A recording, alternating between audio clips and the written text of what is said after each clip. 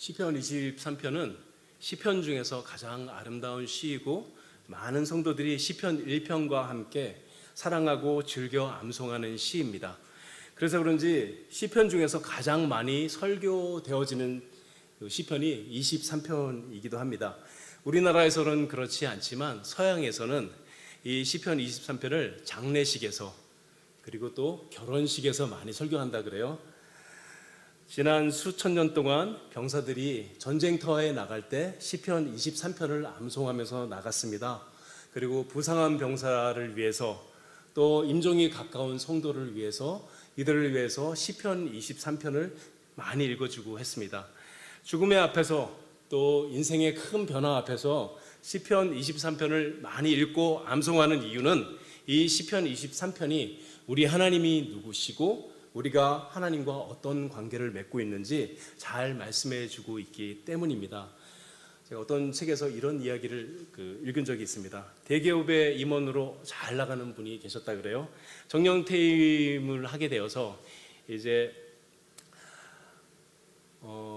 집에서 쉬게 되었죠. 평생 성실하게 살았고 열심히 살았고 대기업의 임원이었으니 성공한 인생을 살았다 생각했습니다. 자녀들도 잘 되어서 다 자리 잡고 또 결혼해서 잘 살게 되었다 그래요. 그런데 정년 퇴임을 하고 나서 집에서 있는데 이상한 일이 생기기 시작한 거예요. 몸이 아프기 시작해요.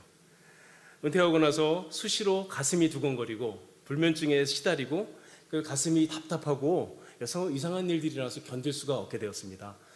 지인들을 통해서 아주 좋은 의사 선생님을 소개받았다 그래요. 선생님한테 딱 가서 이런저런 검사를 하고 앉아있는데 선생님이 메모지에다가 뭘 열심히 써주시더래요. 그러면서 약은 필요 없고 이 메모지에 있는 내용을 하루에 여러 번씩 소리내서 읽으라 그러시더래요. 그래서 뭔가 하고 봤더니 시편 23편을 적어줬대요. 이분이 너무 기분이 나빠서 집에 가서 서재에다가 그거를 구겨서 던져버리고 앉아있었다 그래요. 그런데 증상은 좋아지지 않고 계속 잠도 못 자고 그러니까 그 의사 선생님이 준 게 생각이 나서 메모지를 꺼내서 소리내서 읽기 시작했다고 합니다. 여호와는 나의 목자시니 내게 부족함이 없으리로다. 반복해서 한 번, 두 번, 세 번 하루 이틀 3일 읽기 시작하는데 어느 날 갑자기 이유를 알 수 없는 눈물이 눈에서 펑펑 흘러내리더래요. 그러면서 깨닫게 되었답니다. 뭘까요? 여호와 하나님이 목자이시는데 내가 목자 없는 양같이 살았구나. 그렇게 깨닫게 되면서 그날부터 예수님을 믿게 되었다고 합니다. 시편 23편은 구약의 성도들에게 주신 복음이면서 동시에 하나님께서 우리와 어떤 관계를 맺고 있는지 그림처럼 보여주는 아름다운 말씀이고 시이죠. 우리 시편 1절 말씀을 우리 다 같이 큰 소리로 한번 읽어볼까요? 시작. 여호와는 나의 목자시니 내게 부족함이 없으리로다. 정말 아름다운 고백이죠. 지금 우리 시대의 표현으로 하면 예수님이 나의 목자이셔서 나는 너무나 행복합니다 하고 고백하는 것입니다. 여러분 어떻습니까? 예수님이 나의 목자이시기 때문에 너무나 행복하십니까? 여호와 하나님이 나의 목자이기 때문에 내 인생은 부족한 게 없습니다 하고 고백하는 삶을 살고 계십니까? 진심으로 이것을 마음으로 믿음으로 고백하고 계십니까? 만일 그렇지 못하다면 거기가 그 지점이 바로 우리 신앙의 문제입니다. 그리고 그 지점이 바로 우리의 신앙이 성장할 수 있는 지점인 것입니다. 많은 분들이 예수님을 믿고 있지만 실제로 예수님 때문에 내게 부족한 것이 없습니다 하고 고백하지 못하고 있습니다. 돌아보건대 저도 또 우리들도 불만족과 고난 때문에 얼마나 많은 날들을 한탄하면서 보냈고 또 얼마나 많이 원망하며 보냈었어요. 전능하신 하나님이 나의 목자라면 우리는 걱정할 것도 없고 부족할 것도 없는 인생을 살아야 합니다. 그런데 우리는 왜 늘 부족하고 늘 괴로운 일을 많이 겪어야 될까요? 무엇 때문에 이런 부조화가 생각났을까요? 그 이유는 우리의 욕망이 채워져야 부족한 것이 없다고 우리가 착각하기 때문입니다. 우리의 욕망이 채워져야지 부족한 것이 없다고 우리가 착각하기 때문에 우리는 만족하는 삶을 살 수가 없고 내게 부족한 것이 없다고 말하는 삶을 살 수가 없는 것이죠. 그러면 부족함이 없다는 말의 진짜 의미는 무엇일까요? 어떻게 하면 다윗의 이 아름다운 고백이 우리들의 고백이 될 수 있을까요? 시편 23편은 세 개 부분으로 나눠져 있습니다. 1절은 서론이에요. 여호와는 나의 목자시니 내게 부족함이 없다 하고 선언한 다음에 2절부터 4절까지는 목자와 양의 관계를 통해서 왜 부족함이 없는지를 설명합니다. 그리고 5절에서 6절은 잔치집에서 주님이 상을 베풀어 주시는 그 은혜를 통해서 왜 부족함이 없는지 설명하고 있습니다. 이스라엘 사람들은 가나안 땅에 정착해서 농사를 지으면서도 동시에 목축업을 계속 해왔죠. 그렇기 때문에 예수님께서 목자와 양을 비유로 설명하실 때도 그 말씀을 듣자마자 그게 무슨 의미인지 금방 알아들을 수 있었습니다. 팔레스타인 지방, 이스라엘 지방에는 건기와 우기가 있습니다. 4월부터 10월까지가 건기라 그래요. 그리고 11월부터 3월까지는 비가 내리는 우기입니다. 11월 달부터 3월 달까지 우기에 많은 비가 내리면 그때 들과 산 골짜기에 풀들이 자라된다 그래요. 아름답게 많은 수목들이, 많은 수풀들이 골짜기마다 빽빽하게 자라나게 된답니다. 목동들은 우기가 끝나기를 기다렸다가 우기가 다 끝나고 나면 양떼를 몰고 이 골짜기로 들어가서 양에게 먹을 꼴을 먹이죠. 그런데 산 가까운 데 사는 목자들은 그냥 아침에 갔다가 저녁 때 집으로 돌아오면 되는데 멀리 떨어져 사는 목자들이 있습니다. 이 목동들은 하루, 이틀, 3일 산에서 잠을 자야 하죠. 그냥 자면은 양들이 다 흩어지고 또 잃어버릴 수 있기 때문에 골짜기 요소마다 돌로 울타리를 만들고 임시로 양들을 모아놓을 수 있는 양우리를 만들어 놓습니다. 그리고 문을 닫아놓고 문지기가 그 안에서 양들과 함께 잠을 자죠. 그리고 아침이 되면 목자가 밖으로 나와서 양들을 하나하나 불러냅니다.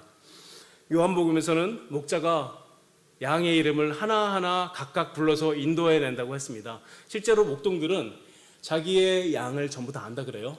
그래서 양 한 마리 한 마리의 특징까지도 다 파악하고 있어서 아끼고 사랑한다고 합니다. 또 양들도 자기의 목동의 음성을 알아듣고 자기의 목동이 이끄는 대로 잘 따라다닙니다. 양은 가축 중에서 가장 힘이 없는 가축입니다. 제가 얼마 전에 아주 깜짝 놀랄 동영상을 봤어요. 곰이 돼지를 잡아먹으려고 돼지 우리에 들어갔다가 집돼지를 얘기해요.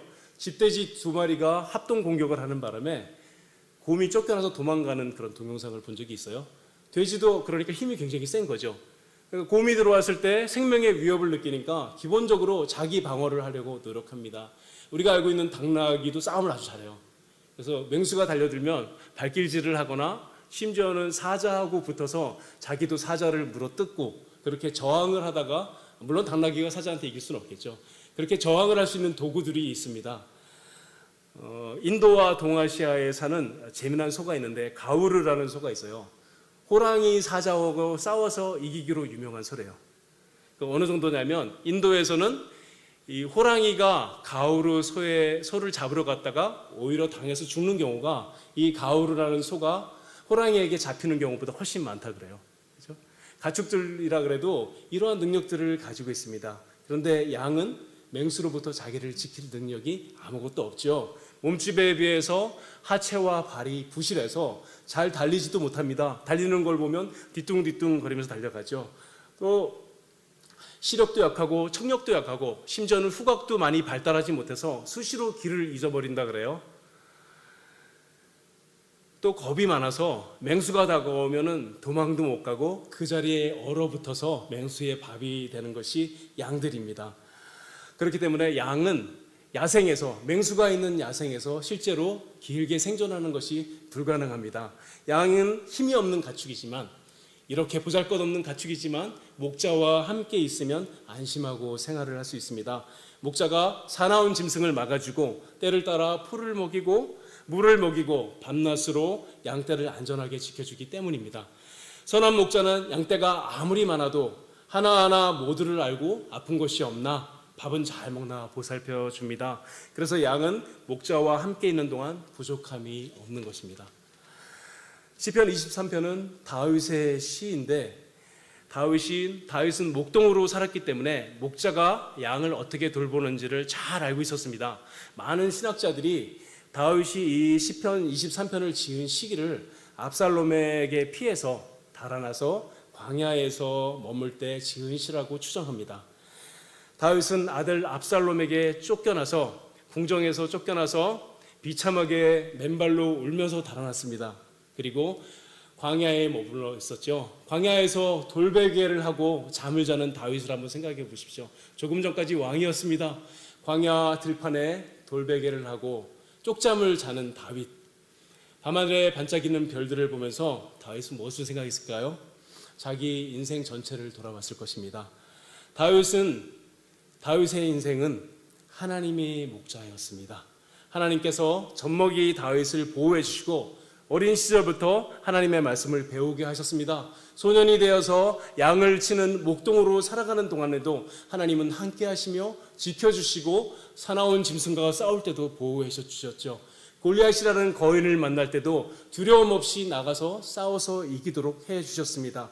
장인인 사울 왕이 추격해 올 때도, 그리고 수많은 전쟁터에서 전투를 치를 때도 하나님은 늘 다윗과 함께 하셨습니다.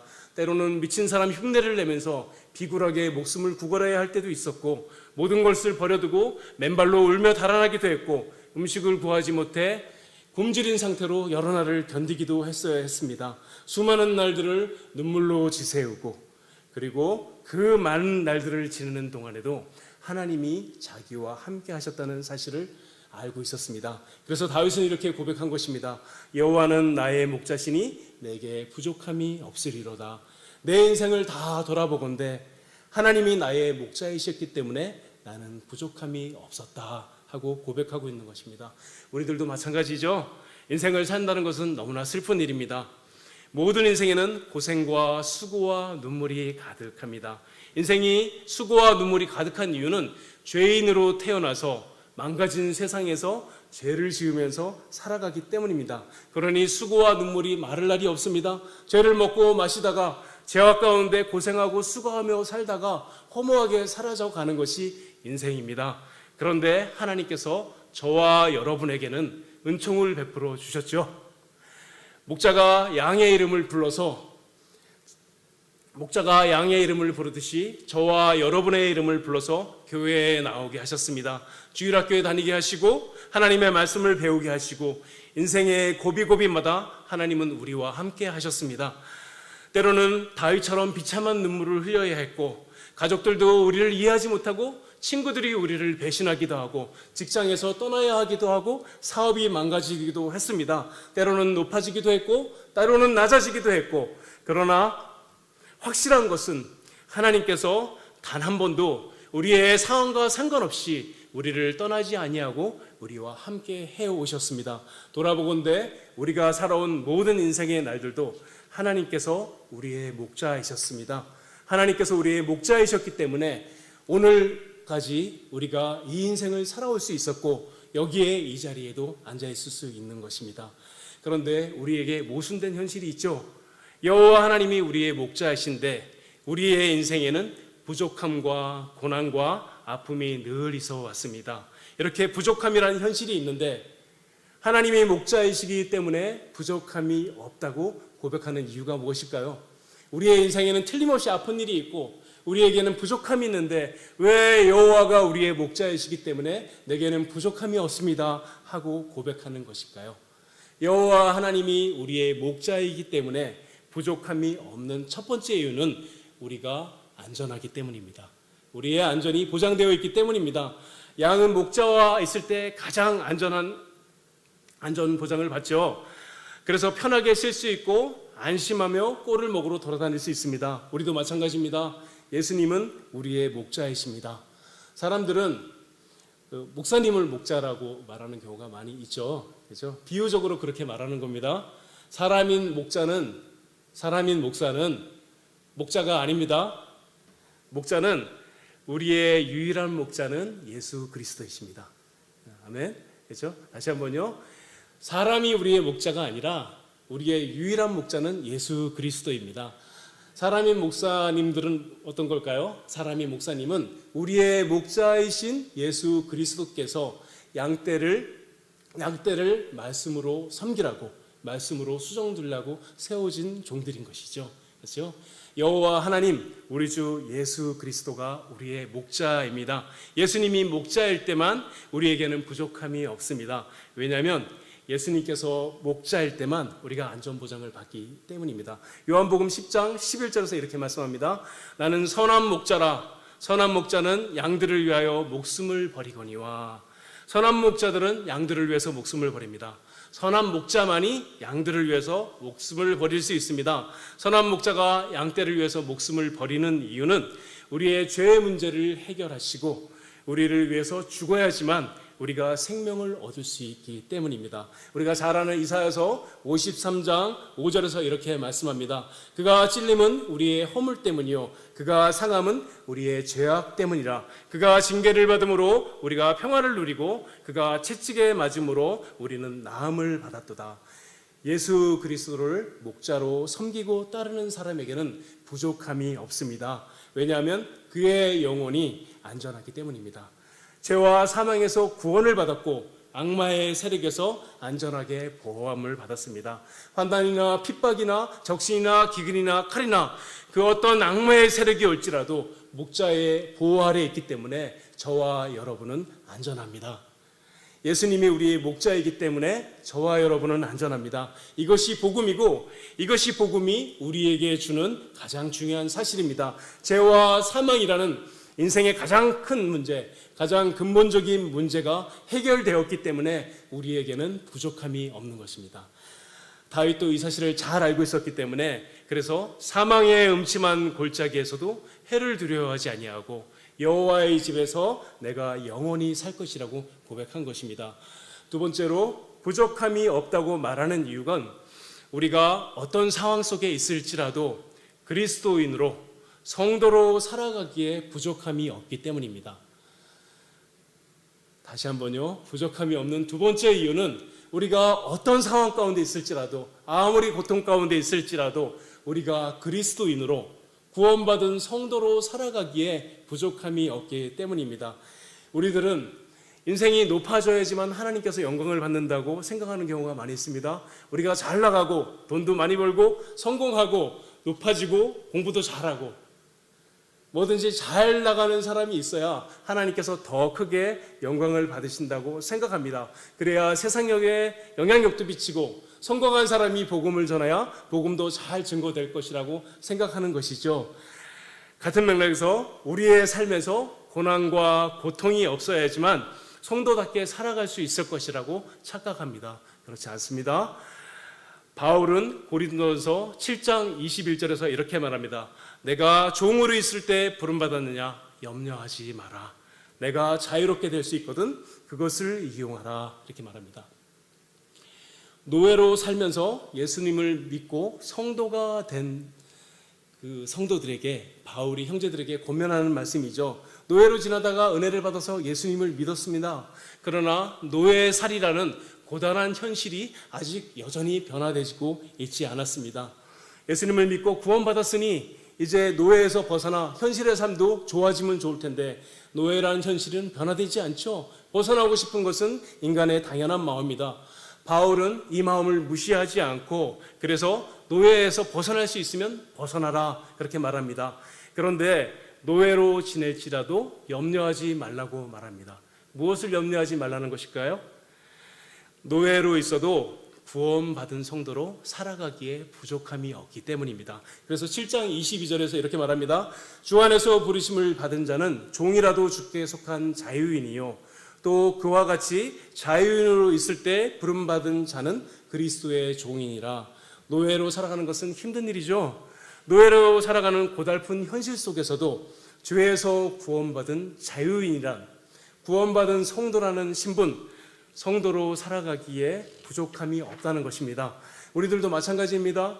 우리의 삶이 노예살이처럼 고단할 수 있습니다. 많은 문제가 우리를 둘러싸고 힘들게 할 수도 있습니다. 지치고 쓰러지고 싶을 때도 있습니다. 우리는 이런 문제들이 나아지게 해달라고 주님 앞에 나가서 매달리고 기도해야 합니다.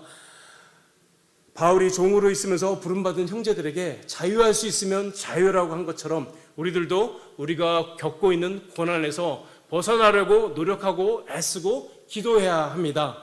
그러나 우리를 고달프게 하는 모든 상황들 속에서도 변하지 않는 사실이 있습니다. 우리가 죄 가운데 구원받은 자유인이라는 것과 어떤 상황 속에서도 성도답게 반응하면서 살 수 있다는 것입니다. 뼈아픈 눈물을 흘려야 하는 상황 속에서도, 가슴이 무너질 것 같은 상황 속에서도 우리는 신자답게 반응하면서 살아갈 수가 있습니다. 극심한 고통 속에서도 하나님을 의지하는 성도로 성도답게 반응하면서 살아갈 수 있는 것입니다. 그렇기 때문에 어떤 상황 속에서도 성도로 살아가기에 부족함이 없는 것입니다. 그리고 더 중요한 사실이 있습니다. 당장 우리가 당하는 일들이 부당한 것 같아도, 억울하고 슬픈 일인 것 같고 가슴이 아픈 것 같아도, 모든 것을 아는 하나님께서 계획하신 하나님의 섭리라는 큰 그림을 보게 된다면 결국 이 모든 고통들도, 이 모든 아픔들도 하나님께서 협력하여 선을 이루어 갈 것이라는 사실을 믿게 되고 고백할 수 있게 됩니다. 우리는 그러므로 고난을 만나면 이렇게 고백해야 합니다. 이 고난이 너무나 힘들지만 하나님께서 결국 협력하여 선을 만들어 갈 것이다. 압살롬이 반역을 일으켰을 때 다윗은 이미 노년에 접어들었습니다. 노년의 나이에 이런 고난을 당하게 되었어요. 자신의 인생을 되돌아보건대 하나님께서 이 모든 것도 협력하여 선을 이루실 것이라고 다윗은 믿었습니다. 그래서 여호와는 나의 목자이시니 내가 부족함이 없습니다 하고 고백할 수 있었습니다. 이 고백이 우리들의 고백이었으면 좋겠습니다. 사랑하는 여러분, 그리스도를 어떻게 바라보고 계십니까? 예수님이 나의 목자이시기 때문에 부족함이 없습니다 하고 진심으로 고백하고 있습니까? 아니면 예수님이 나의 목자인 것은 맞지만 나는 불만이 가득합니다, 나는 너무나 괴로운 인생을 살고 있습니다 하고 고백하고 있습니까? 만일 우리에게 부족함이 없다고 고백하지 못한다면, 만일 나의 상황이 너무 힘들어서 부족함이 없고 불만만 가득하다고 말하고 있다면 두 가지를 생각해야 합니다. 첫 번째, 내가 탐심에 사로잡혀 있는 것이 아닌가 생각해야 합니다. 부족함이 없다는 것은 내가 내 마음에 내 욕망대로 원하는 모든 것을 하나님께서 채워주신다는 말이 아닙니다. 내가 만족하지 못하는 이유가 나의 탐욕과 탐심 때문이 아닌지 돌아봐야 합니다. 그리고 탐심 때문이라면 그것을 내려놓고 돌이켜야 합니다. 그래야지 복된 성도의 삶을 살아갈 수 있습니다. 두 번째로, 내가 지금 너무나 힘든 고난 때문에 고통받고 있다면 하나님께서 때때로 우리의 신앙을 성장시키기 위하여 우리에게 고난을 허락하여 주신다는 사실을 믿어야 합니다. 그리고 결국 하나님께서 이 고난을 통하여 나를 더 거룩하게 하실 것이요, 나의 모습을 더 아름답게 하실 것이요, 나를 더 성장시킬 것이라는 사실을 믿고 하나님을 더 의지하고 하나님의 도우심을 더 구하면서 그 날들을 견뎌내야 합니다. 그래야지 우리의 신앙에 진짜 아름다운 진보가 있는 것입니다. 그러면 어떻게 하면 다윗의 고백이 우리의 고백이 될 수 있을까요? 어떻게 하면 우리도 다윗처럼 여호와가 나의 목자이시기 때문에 저는 부족함이 없습니다 하고 진심으로 고백하는 성도로 설 수 있겠습니까? 답은 복음의 사실을 생각하는 데 있습니다. 우리들은 원래 지독한 죄인들이었습니다. 무가치한 사람이요, 무능한 사람이요, 하나님의 진노의 대상일 뿐이었습니다. 그런 우리를 선한 목자이신 예수님께서 생명을 주시고 구원해 주셨습니다. 우리는 원래 지독한 죄인입니다. 우리는 나 자신을 생각할 때 내가 괜찮은 사람이라는 생각을 해서는 안 됩니다. 나는 쓸모없는 인간이요, 나는 지독한 죄인인데 주께서 은혜를 주셔서 구원받은 사람에 불과합니다 하고 고백할 수 있어야 합니다. 죄인의 특징은 하나님께서 은혜로 주신 것을 권리라고 생각하는 데 있습니다. 원래 우리는 지옥에 가는 것이 합당한 자들입니다. 우리에게는 아무런 권리가 없습니다. 그러니 주께서 주신 모든 것들에 우리는 감사하고 만족할 수 있어야 합니다. 자족하는 마음을 가질 수 있어야 하는 것입니다. 부족함이 없다는 것은 내가 원하는 만큼 다 있다는 것이 아니라 내게 있어야 할 것을, 모든 것을 다 아시는 하나님께서 때에 따라 공급해 주신다는 것을 깨달았다는 것입니다. 다시 한번요. 부족함이 없다는 것은 내게 있어야 할 모든 것을 다 주신다는 것이 아니라 모든 것을 아시는 하나님께서 내게 있어야 할 것을 나에게 합당한 때에 나에게 공급해 주신다는 것을 깨달아 알게 되었다는 것입니다. 그렇기 때문에 여호와가 나의 목자이시기에 저는 부족함이 없습니다 하고 고백할 수 있는 것입니다. 이스라엘 사람들의 속담 가운데 이런 속담이 있습니다. 세상에서 가장 부유한 사람은 자신이 가진 것으로 족한 줄로 아는 사람이다. 이런 사람이 가장 부유하고 가장 지혜로운 사람이다. 빌립보서 4장 12절에서 이렇게 말합니다. 나는 비천에 처할 줄도 아고 풍부에 처할 줄도 알아. 모든 일에 배부름과 배고픔과 풍부와 공핍에 처할 줄 아는 일체의 비결을 배웠노라. 그러면서 바울은 18절에서 이렇게 말합니다. 내게 있는 모든 것이 풍부한지라. 지금 바울은 감옥에 갇혀 있습니다. 감옥에 갇혀서 내게 있는 모든 것이 풍부하다고 말하고 있습니다. 가난을 자랑하라는 것이 아닙니다. 우리의 고통을 괜찮다고 말하라는 것이 아닙니다. 고생해도 괜찮다고 말하는 것이 아닙니다. 바울이 처한 상황 때문이 아니라 바울을 만족시키시는 하나님 때문에 바울은 만족하다고 말하고 있는 것입니다. 이 바울의 고백이 그리고 다윗의 고백이 우리들의 고백이 되었으면 좋겠습니다. 나의 하나님이 나에게 주신 이 모든 것에 저는 만족하고 감사합니다. 나의 하나님이 나에게 주신 것으로 저는 만족합니다. 여호와 하나님이 나의 목자이시기 때문에 내게는 부족함이 없습니다.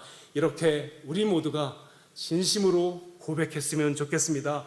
이 고백이 우리들의 고백이 되기를 주님의 이름으로 축원합니다. 아멘. 기도하겠습니다. 하나님 아버지 은혜에 감사합니다. 하나님께서 우리의 목자가 되셔서 모든 필요한 것들을 채워주시고 지켜주시고 인도해 주셔서 오늘 저희가 구원 받은 백성으로 아버지를 섬기며 살아가고 있나이다. 앞으로도 저희가 살게 될 모든 날 동안에 저희를 목양하여 주셔서 주님을 목자로 섬기는 기쁨과 행복과 만족이 늘 저희 가운데 있게 해 주시옵소서. 저희가 저희의 인생에서 어떤 고생을 만나든지 어떤 슬픔을 만날 때라도 여호와 하나님이 우리의 목자이셔서 내 인생이 부족함이 없다고 이 아름다운 신앙 고백을 저희가 다 할 수 있게 하여 주시옵소서. 주께서 주신 모든 상황 속에서 주님으로 만족하고 자족하는 신앙의 간증이 우리의 삶에 늘 있게 하여 주시옵소서. 예수님의 이름으로 기도드립니다. 아멘.